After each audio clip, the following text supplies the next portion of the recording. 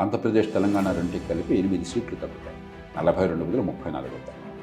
ప్రపంచంలో 90 దేశాలు మల్కాజిగిరి లోక్సభ నియోజకవర్గం కంటే చిన్నవి దేశాలు.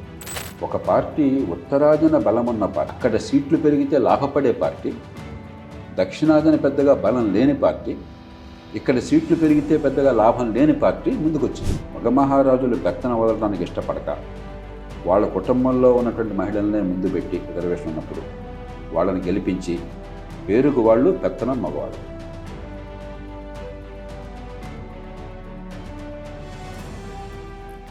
సరే, ఇప్పుడు మీరు పాపులేషన్ మీద అంత ప్రెషర్ పెట్టారు కదా, పాపులేషన్ ఎంత ఇంపార్టెంట్, పాపులేషన్ని బట్టి డిలిమిటేషన్ ఏమి జరుగుతుందని. పాపులేషన్నే ఎందుకు తీసుకుంటాం సార్? పర్ క్యాపిటానో జీడిపియో ఎందుకు తీసుకుంటాం? ప్రజాస్వామ్యం అంటే ఏంటి? జనాల కోసం. అందరికీ ఓటు హక్కు ఎందుకు ఇచ్చాము? వయోజన ఓటు హక్కు, ఈక్వాలిటీ. మన దేశంలో తొలుత చాలా దేశాలు, బ్రిటన్తో సహా, అమెరికాతో సహా అందరికీ ఓటు హక్కు రాలా. బ్రిటన్లో మగవాళ్ళకి, ఆస్తి ఉన్న వాళ్ళకి మాత్రమే హక్కు. ఆ తర్వాత ఆస్తి కొంచెం తక్కువ ఉన్నా వాళ్ళకి హక్కు ఇచ్చారు. ఆ తర్వాత క్రమక్రమంగా మగవాళ్ళందరికీ హక్కులు ఇచ్చారు. ఆ తర్వాత 1928లో అంటే బ్రిటన్లో ప్రజాస్వామ్యం వచ్చాక, ప్రజాస్వామ్య ప్రయోగం ప్రారంభమయ్యాక దాదాపు 700 సంవత్సరాల తర్వాత మహిళలకు ఓటు హక్కు ఇచ్చారు. అమెరికాలో తెల్ల మగవాళ్ళకి ఇచ్చారు. ఆ తర్వాత 1860ల దశకంలో కాగితం మీద, వాస్తవానికి వెళ్ళలేదు, కాగితం మీద నల్ల జాతి వాళ్ళకి ఇచ్చారు బానిసత్వ నిర్మాణం తర్వాత. కానీ వాస్తవానికి అమలు కాల 1960ల దాకా. 1921లో మహిళలకు ఇచ్చారు. మన దేశంలో ఏం చేసాం? తొలి రోజు నుంచి ఇచ్చాం. అంటే ఏమిటి? ప్రతి మనిషి పుట్టుకతో నిమిత్తం లేకుండా, ఆడమగ తేడా లేకుండా సమానము. సమానం మనిషి అన్న తర్వాత ప్రాతినిధ్యం సమానంగా ఉండాలి కదా, మీ ఓటు విలువ సమానంగా ఉండాలి కదా. బిల్ గేట్స్ కోటీశ్వరుడు కాబట్టి ఆయనకి ఎక్కువ ఇచ్చామనుకోండి మనం, అప్పుడు వయోజన ఓటు హక్కు కాగలదు కదా. అంచేత మన పరిస్థితుల్లో బట్టి నాకు ఇది బాగుంటే ఈ రకంగా రేపొద్దున ఎవరన్నా వచ్చి ఏమండి 5 అడుగులు పొడుగున్న వాళ్ళు అందుకు మాత్రమే ఇవ్వాలి, అంతకంటే పొడుగుంటే ఇవ్వకూడదు అన్నారు అనుకోండి, నేను 5 అడుగులు పుట్టాను కాబట్టి అది తర్కబద్ధం కాదు కదా. ఇంకోళ్ళు వచ్చి 6 అడుగులు పైన ఉన్న వాళ్ళకి ఓటు హక్కు ఇవ్వాలంటే తర్కబద్ధం కాదు కదా.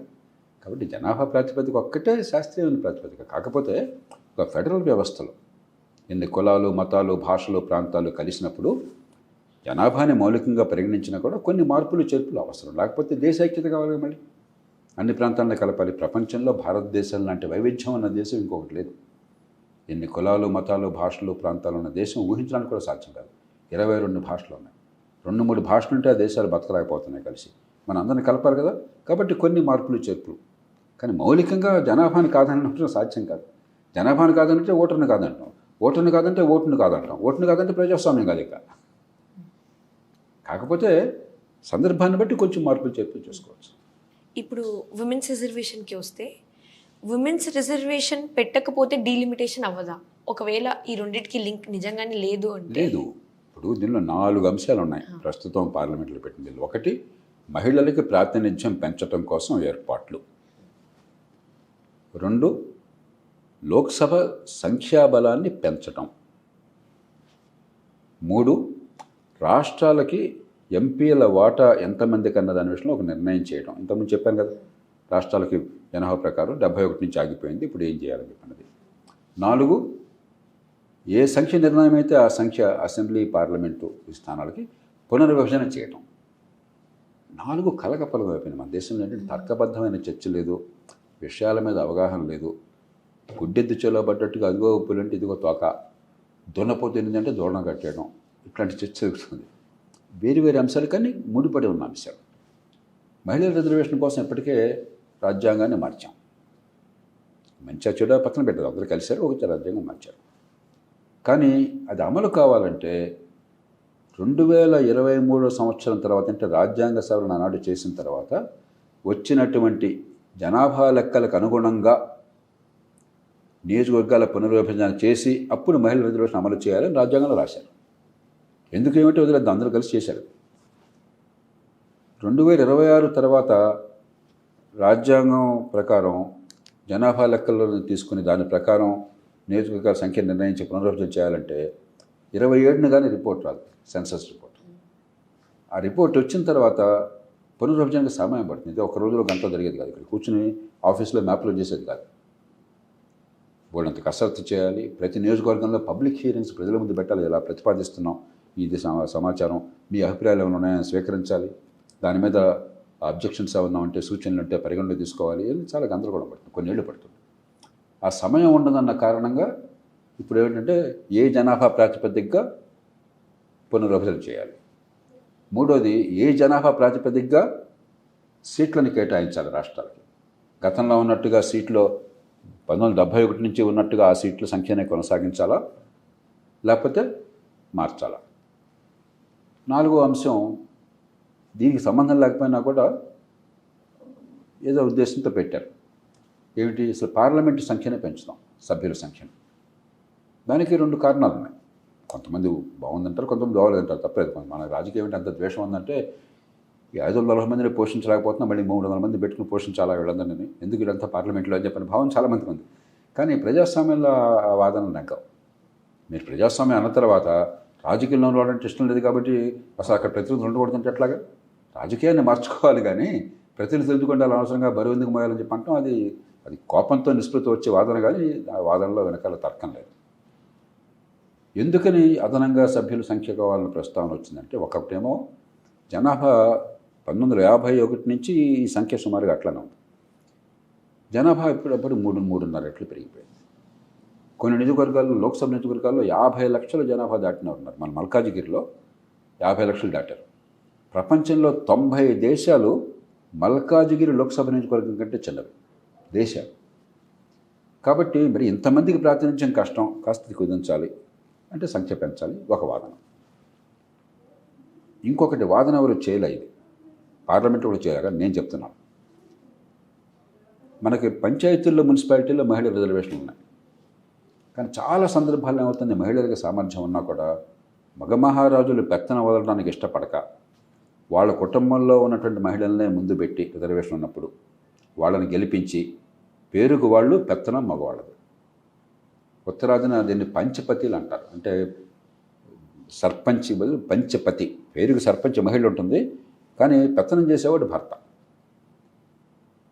ఇది కొంచెం తగ్గించాలంటే ఈ ప్రపంచంలో, మన దేశంలో మనందరూ తెలుసు కదా, ఎమ్మెల్యే ఎవరైతే వాడు కొడుకే సీటు ఎమ్మెల్యే కావాలి. మనకు కొత్తగా చూడటం కాదు కదా, ఇదేం ఊహాగానం కాదు కదా. పార్టీ నాయకుడు అయితే కొడుకే పార్టీ నాయకుడు కావాలి. ఇది కదా మన దేశంలో జరుగుతున్నది. రాజకీయం పేరుతో మన యువతకు అవకాశం లేదు, నాయకత్వ లక్షణం ఉన్న వాళ్ళకి అవకాశం లేదు, సామర్థ్యం ఉన్న వాళ్ళకి అవకాశం లేదు, నిజాయితీ వాళ్ళకి అవకాశం లేదు. కాబట్టి సీట్లు పెంచితే కనీసం ఉన్న సీట్లు స్థానచలనం కాకుండా పోకుండా ఉంటే, ఇప్పుడు నా సీటు, నేను ఎంపీగా ఉన్నాను, నా సీటు పోయింది, అరే నా సీటు పోయింది కాబట్టి మళ్ళీ నా సీటు వచ్చేదాకా, మగవాళ్ళకి వచ్చేదాకా మా ఇంట్లో వాళ్ళని పెడతానే అవకాశం ఎక్కువ ఉన్నది.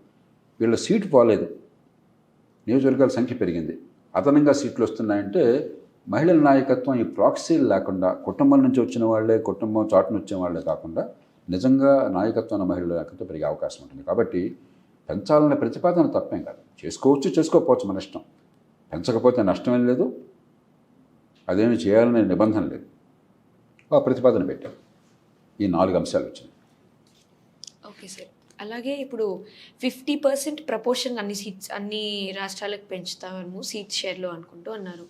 ఈ 50% అనేది బీజేపీ లేకపోతే ఎన్డీఏ వాళ్ళు చెప్పారు లోక్సభలో, కానీ రాసి ఇవ్వలేదు.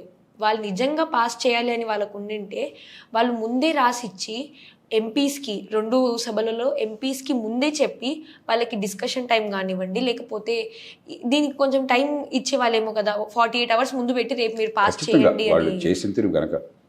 వాళ్ళు ఎవరన్నా మిమ్మల్ని నన్ను కూర్చున్నాడు అడిగితే ఇవన్నీ చేయాలని కోరుకుంది, ఎలా చేస్తే బాగుంటుందంటే ఖచ్చితంగా ముందుగానే ప్రజల ముందు పెట్టి ఎందుకు చేస్తున్నామో అని చెప్పి అన్ని పార్టీలను కూర్చోబెట్టి వాళ్ళతో సంప్రదింపులు జరిపి ప్రైవేట్గా అందరినీ ఒప్పించి పెట్టండి నేను చెప్పామని. కానీ మీరు నన్ను కాదు నిర్ణయం చేసేది. ప్రతి పార్టీకి, ప్రతి ప్రభుత్వానికి వాళ్ళ రాజకీయ వ్యూహాలు వాడుకుంటాయి. కాబట్టి వాళ్ళు ఎందుకు చేశారని చెప్పనేది మీకు నాకు దగ్గర సమాధానం లేదు. మనం చూడవలసింది వాళ్ళు చేసిన పని వల్ల మనకు లాభం ఉందా, నష్టం ఉందా. నువ్వు ఇట్లా చేసావు కాబట్టి నాకు ఇష్టం లేదన్నది అది తర్కం, పనికి సరైన తర్కం కాదు. అది ఊరికే మొండి వాదన అవుతుంది, బస్తీ మీద సవాల్ అవుతుంది. ఏ రూపంలో చేసినా కూడా వాళ్ళు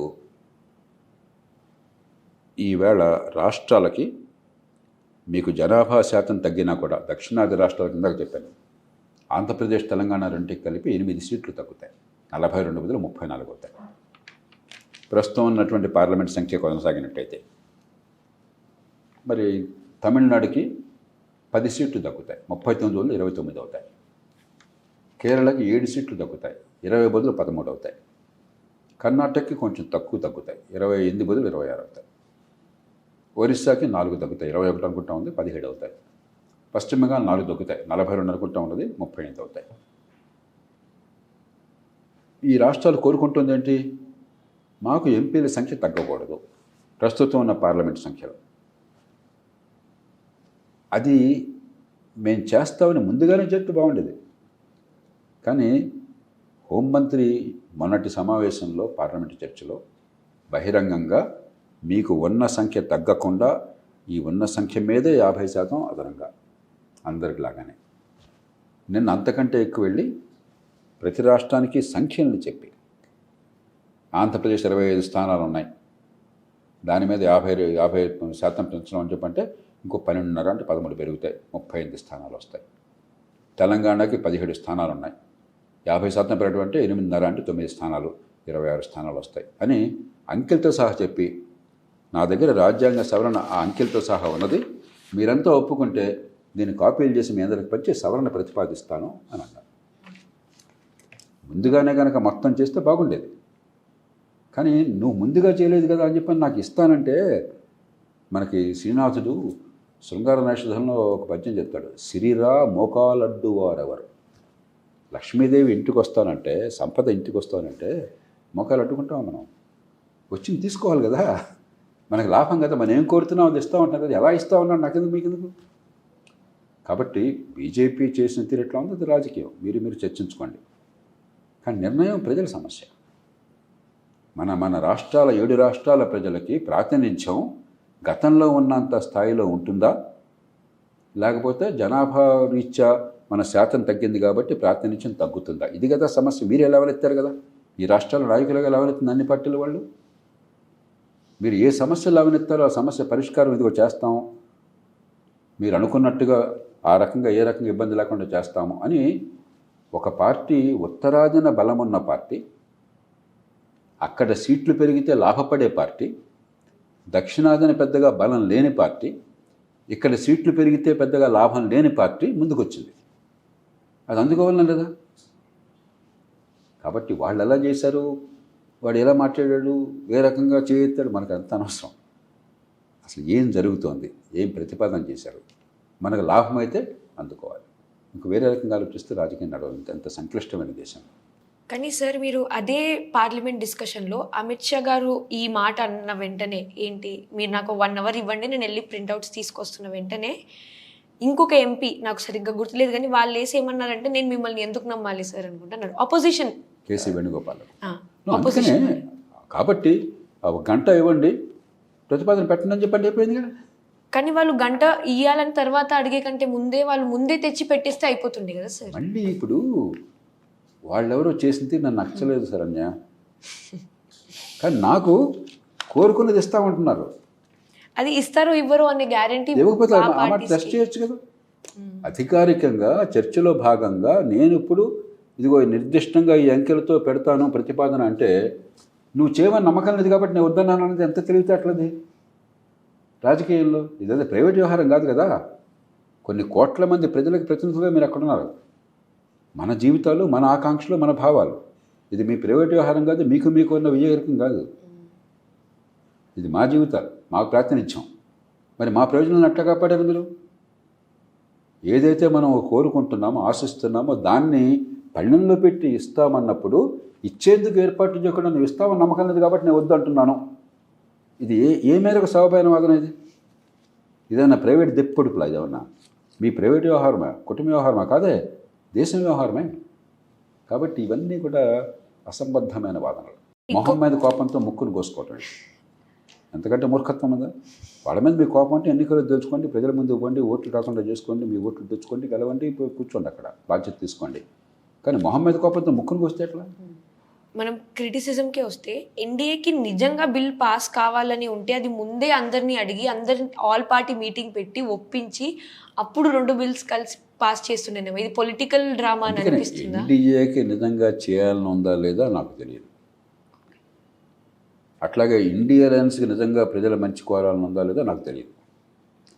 నాకు మీకు తెలిసింది పార్లమెంటులో బిల్లు ఏం పెట్టారు, పార్లమెంట్లో అధికారికంగా ఏమైనటువంటి హామీలు ఇచ్చారు, ప్రకటనలు చేశారు, దేనికి అధికారికంగా సిద్ధపడ్డారు, దాన్ని బట్టి మనం అంచనా వేయగలం. అంతేగాని మోదీ గారి మనసులో ఏమున్నది, అమిత్ షా గారు ఏం కలగన్నాడు, రాహుల్ గాంధీ గారు ఏం ఆలోచిస్తున్నారు, నాకేం తెలుసు మీకేం తెలుసు.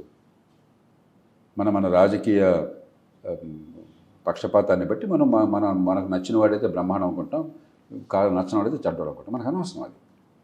ఎప్పుడు కూడా విషయాలను మనం అధ్యయనం చేస్తున్నప్పుడు, విశ్లేషిస్తున్నప్పుడు ఎవరు చెప్పారు మనకు అనవసరం, ఏం చెప్పారు, ఆ ప్రతిపాదన మనకు మంచిదా కాదా, రాజ్యాంగబద్ధమా కాదా, ప్రజాహితాన్ని పెంచేదా కాదా, దీనికి ప్రత్యామ్నాయం ఏమన్నా ఉందా, అది తప్ప నువ్వు ఇట్లా అనుకుంటున్నావు కాబట్టి ఇంకా పార్లమెంట్ ఎందుకు, ఇంకా అసెంబ్లీ ఎందుకు, చర్చ ఎందుకు, ఇంకా చర్చ ఎందుకు పెట్టాము?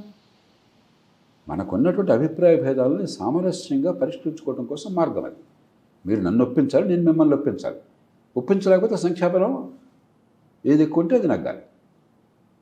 అది ప్రజాస్వామ్యం. లేకపోతే ఇద్దరం కత్తులు తుపాకులు పెట్టి తుమ్మి తేల్చుకోవాలి. కాదు పద్ధతి కాదని కదా ప్రజాస్వామ్యం పెట్టుకున్నది. కాబట్టి నీ మనసులో ఏముందన్నది అసలు కుతర్కం తప్ప తర్కం కాదు అది. ఎవరి మనసులో ఏముందో చెప్తారా? భార్య మనసులో ఏముందో భర్త చెప్పగలరా? భర్త మనసులో ఏముందో భార్య చెప్పగలరా? పిల్లల మనసులో ఏముందో తల్లిదండ్రులు చెప్పగలరా? మనకు తెలిసింది మీ చర్యలు, మీ మాటలు, అధికారికంగా గుట్టు చప్పుడు కాకుండా రహస్యంగా కాదు, 1,00,000 కోట్లాది మంది ఎదురుగా అధికారికంగా రికార్డ్ అవుతూ ప్రజల సాక్ష్యంగా దానికి చట్టబద్ధత ఉండే రీతిలో. కాబట్టి నేను చూసేది ఏం ప్రకటన చేశారు, దేనికి సిద్ధపడ్డారు, చట్టంలో ఏం రూపొందించారు. మిగతావన్నీ మనస్తత్వ శాస్త్రజ్ఞం కాదు, జ్యోతిష్యులం కాదు. మనం ఇప్పుడు అంటే అయిపోయింది, బిల్ పాస్ కాలేదు, నెక్స్ట్ వచ్చేసి ఏమవుతుందని కాన్స్టిట్యూషనల్ ఏమవుతుంది సింపుల్గా అర్థం చెప్పేయండి సార్ ఒకసారి. ఇప్పుడు ఏమీ జరగకుండా ఉంటే, మళ్ళీ రాజ్యాంగాన్ని స్పష్టంగా మార్చకుండా ఉంటే, రాజ్యాంగంలో తొలుత నుంచి ఉన్నదే మొట్టమొదటి నుంచి ఉంది, అది వచ్చేసింది. ఏమంటే మొట్టమొదటి నుంచి ఉన్నది, జనాభా లెక్కల ప్రకారం నియోజకవర్గాల సంఖ్య రాష్ట్రాలకు నిర్ణయం అవుతుంది. ఆ నిర్ణయం అయినప్పుడు 523 సంఖ్య ఉంది కాబట్టి ప్రస్తుతం నేను ఇందాక చెప్పినట్టుగా 35 స్థానాలు 7 రాష్ట్రాలకు పోతాయి, 34 స్థానాలు 4 రాష్ట్రాలకు కలుస్తాయి. అది అనివార్యం, మన చేతుల్లో లేదు. దానికి జనాభా లెక్కలు ఆధారం కాబట్టి ఇప్పుడు జనాభా లెక్కలు సేకరణ జరుగుతోంది. బహుశా ఇంకొక 7 నెలల్లో సంవత్సరంలో జనాభా లెక్కలు వివరాలు వస్తాయి అధికారికంగా. అది రాగానే ఈ ప్రక్రియ మొదలవుతుంది. పార్లమెంటు ఒక డిలిమిటేషన్ కమిషన్ ఏర్పాటు చేస్తుంది, గతంలో చేసినట్టుగానే, కొత్త కాదు ఇది. సంఖ్యని పార్లమెంట్ నిర్ణయిస్తుంది, రాజ్యాంగంలో ఆల్రెడీ ఉంది కాబట్టి దీనిలో కొత్త ఏం లేదు. చట్టబద్ధంగా చేసే నిర్ణయం. దీనిలో ఒకళ్ళు మీరు నేను సొంతంగా కూర్చొని నిర్ణయం చేసే నిర్ణయం కాదు. జనాభాను బట్టి నిర్ణయం అయిపోతుంది. దాకా నేను చెప్పిన అంకెలు సుమారుగా ఉంటాయి, 1-2 తేడాలు ఉండొచ్చు వచ్చిన జనాభా లెక్కల ప్రకారం. పునర్విభజన కమిషన్ కూర్చొని ఒక సుప్రీంకోర్టు న్యాయమూర్తి, ప్రధాన ఎన్నికల కమిషన్లో, జాతీయ స్థాయి ఎన్నికల కమిషన్లో అధ్యక్షుడు సిఈసి కానీ ఒక సభ్యుడు కానీ, ఏ రాష్ట్రానికి ఆ రాష్ట్ర ఎన్నికల కమిషనరు, ఈ ముగ్గురు ఉంటారు. 5 ఎంపీలు, 5 ఎమ్మెల్యేలు ఆ పార్టీల బలాబలాన్ని బట్టి అసోసియేట్ సభ్యులు, వాళ్ళకి ఓటు ఉండదు కానీ వాళ్ళు సలహాలు సూచనలు ఇస్తారు, సమాచారం ఇస్తారు. వాళ్ళతో ప్రతి రాష్ట్రంలో కూడా ఈ కమిటీ కూర్చుని విభజన చేస్తుంది. ఇక అది మన చేతుల్లో లేదు, అది అనివార్యం. లేదు అంటే మళ్ళీ పార్టీలన్నీ కలిసి ఒక ఏకాభిప్రాయానికి వచ్చి పార్లమెంట్లో 3/2 మెజారిటీ తగినటువంటి మద్దతుని సేకరించి మళ్ళీ పార్టీ సమావేశం పెట్టి, మరి ఏ రూపంలో ఏకాభిప్రాయం వస్తుందో ఆ ఏకాభిప్రాయానికి అనుగుణంగా రాజ్యాంగ సవరణ ప్రతిపాదించి దాన్ని ఆమోదిస్తే అది అమలవుతుంది. ఈ రెండే ప్రత్యామ్నాయాలు ప్రస్తుతం. థ్యాంక్ యూ సార్ క్లారిఫికేషన్ ఇచ్చింది.